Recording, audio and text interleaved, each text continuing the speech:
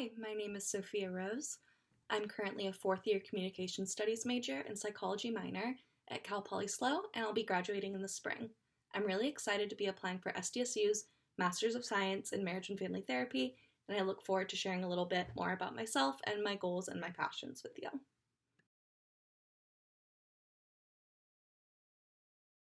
According to the California Department of Corrections and Rehabilitation, as of December 16, 2020, there were 96,000 people in custody in California state prisons or on parole. If you consider federal prisons, the total number jumps up above 107,000 people incarcerated in the state of California. That's 107,000 families broken up by the criminal justice system in our own state.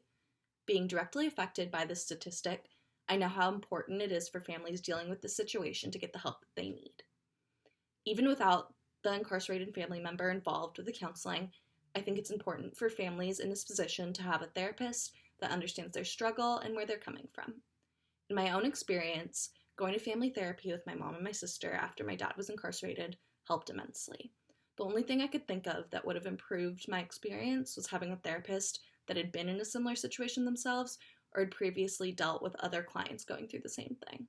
That being said, I want to be able to provide the elevated counseling experience for people in the future.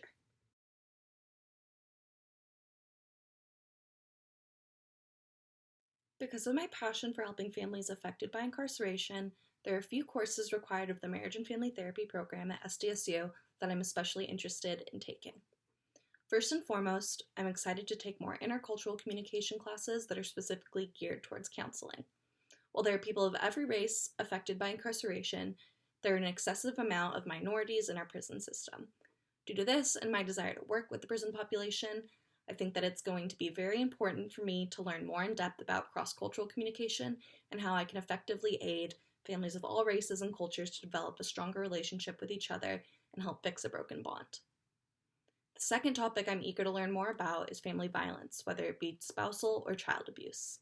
While I do not necessarily believe that relationships can be fully mended and families can move on from abuse, I do believe that it's important for the abuser to reveal underlying reasons for their abusive nature and for the rest of the family to realize the abuse was not their fault.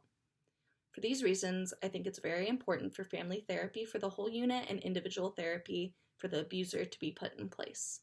I hope to learn more about how those affected by abuse tend to cope with it, telltale signs someone in a therapist position can spot abuse if it's not disclosed directly, and methods to help those affected get through the rough time in their lives.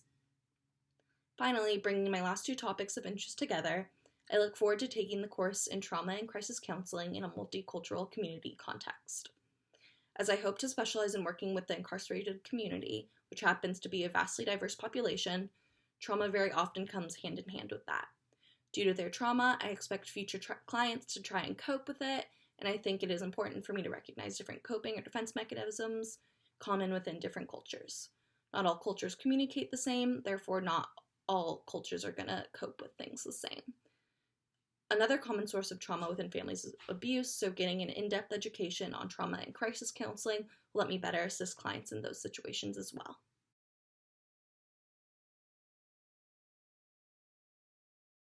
While there are many support groups for people coping with the incarceration of a family member, it was difficult for my family to locate someone within our insurance plan that specialized in incarceration where we could get single-family counseling. I think that by going through the experience of having a parent incarcerated myself and being highly educated in intercultural communications and trauma counseling, I can be the experienced professional that people like my family are looking for. As incarceration often introduces a financial hardship on families, I would also like to explore the possibility of working with an existing nonprofit or starting my own to provide therapy to those who may not be able to afford it due to the United States prison system.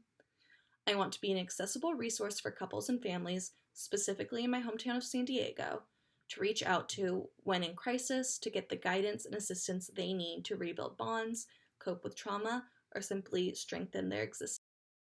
Again, I want to thank you so much for considering my application to San Diego State University's Marriage and Family Therapy program. I look forward to hearing back from you.